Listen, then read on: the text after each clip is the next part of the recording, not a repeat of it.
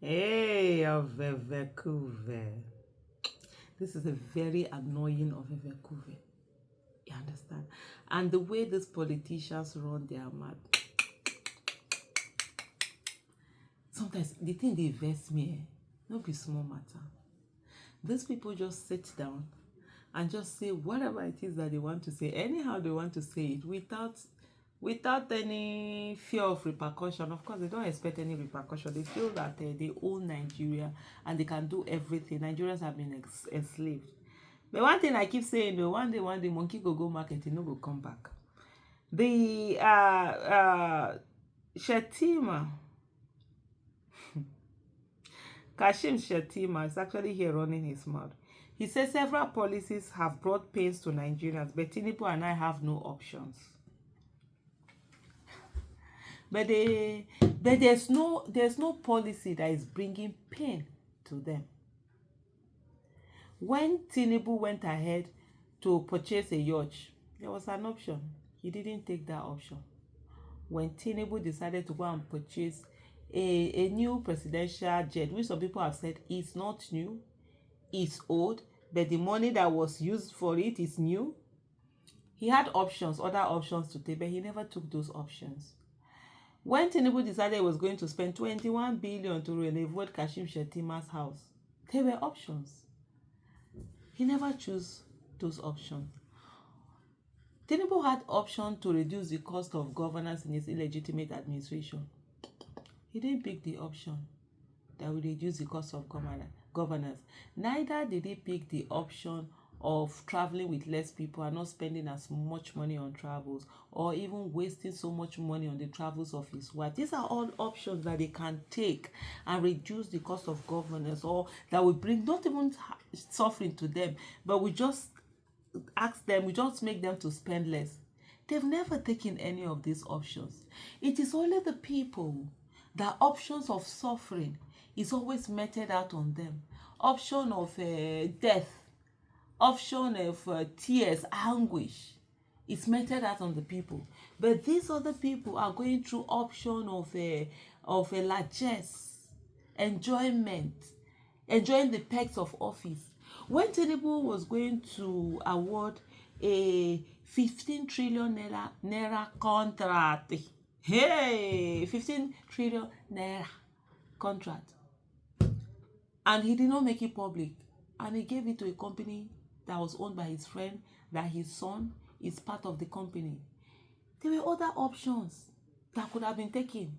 He didn't take any of the options. You understand? He decided to take the option he wanted. It is on the suffering of the people that options that are there to kill them are being taken. Like I said earlier, I don't blame Kashim Shettima. He can say all he wants to say.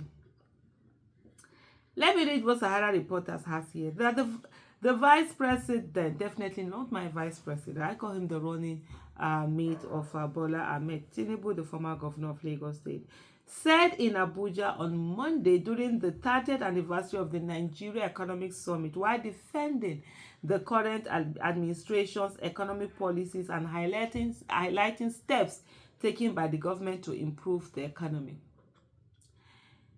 Senator Kashim Shettima has admitted that some of the policies the government implemented so far have caused Nigerians pains, but he and his principal, Bola Tinubu, have no options. Kashim Shettima said this in Abuja on Monday during the 30th anniversary of the Nigeria Economic Summit, while defending the current administration's economic policies and highlighting steps taken by the government to improve the economy.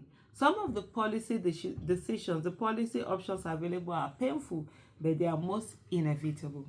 He continued, "My heart and the heart of Bola Tinubu go to the Nigerian people. We empathize with the poor and with what the poor and the young are going through in Nigerian nation, but we have no option.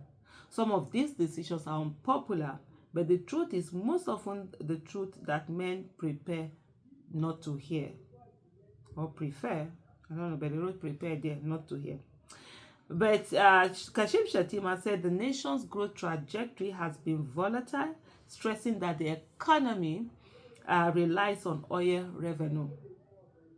So let me even say, okay, so some of the options, like you said, what have stopped them from diversifying from the economy relying heavily on oil? Even let's look at oil myself. We've heard a lot of reports that most of the oil that are produced in Nigeria are stolen. What Nigeria ends up getting might not even be up to 50% of what is actually, drilled and produced. What has stopped them from going after those involved in oil theft? What have they done to cut that out and be able to get that revenue to come? Or is it an option that they are not ready and willing to take? What have they done to curb corruption? There's a lot of padding in the budget that has been sent to the National Assembly. So this corruption, this stealing, looting of Nigerian wealth, what have they done to stop it? They do have option to ensure that we have a clean budget, that it's lean, that where monies are being used judiciously for the benefit of the people. Why are these options not options that Tinubu and Shettima have made in this illegitimate administration of them? So that Nigerians can even say, yeah, even though they were not voted for, but at least they are. You came in not wanted by the people, you foisted yourself on the people, and there was no expectation from the people, and even in spite of that, you've been an absolute failure and a flop. Only failure that failure is ashamed to be associated with can feel that badly. But anyway, let me go back to this thing. Like many other nations, he said, Nigeria has experienced significant economic problems over the past few years. The challenges have been global as well as domestic, ranging from the COVID-19 pandemic and fluctuation of oil prices to internal security issues, inflation, and structural weakness in our economy.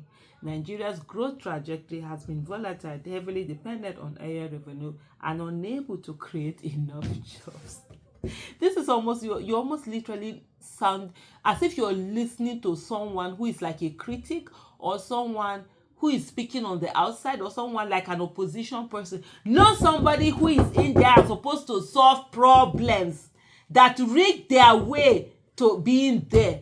See the way they are speaking. Nigerians, all that matter as in make una tie ogia, wetin be, I don't know wetin they call am for it, tie rope, use cloth to tie your tummy, because the hardship never said that shege promise now e start o. These people now they have nothing, and I don't see them giving you anything. The ruling APC Congress, APC, in September also agreed that the policies initiated by Bola Tinubu resulted in growing economic hardship in Nigeria. Their admission was contained in a press statement issued by the party's National Publicity Secretary, Barrister Felix Moka, while responding to a former National Vice Chairman Northwest of the party, Salihu Mohammed Lukman. Recall that Lukman had berated the party for bad governance, adding that former President Muhammadu Buhari and the incumbent Bola Ahmed Tinubu have failed to deliver on their campaign promises. Lukman had therefore urged opposition leaders to unite and work hard to defeat the APC-led government in 2027. You see this Lukman thing, there's always I don't know how to explain it to you. When he did that interview, he used to say that, oh, if opposition does not unite, they cannot defeat Tinubu. It's a psyche. They are working on the psyche of the people to make you think that, oh, yes, Tinubu has failed, which they can no longer hide from accepting, but that, oh, there's no one to replace him. You even hear some of them saying that the people that will fix Nigeria are not yet born. It's a lie. The people that will fix Nigeria are born, and one of them, Nigeria voted for him in 2023 before the rigging that happened. So don't let anybody, sort of gaslight you into anything. Tinubu and his people, they've been absolute failure, and it is what it is. Thank you for watching.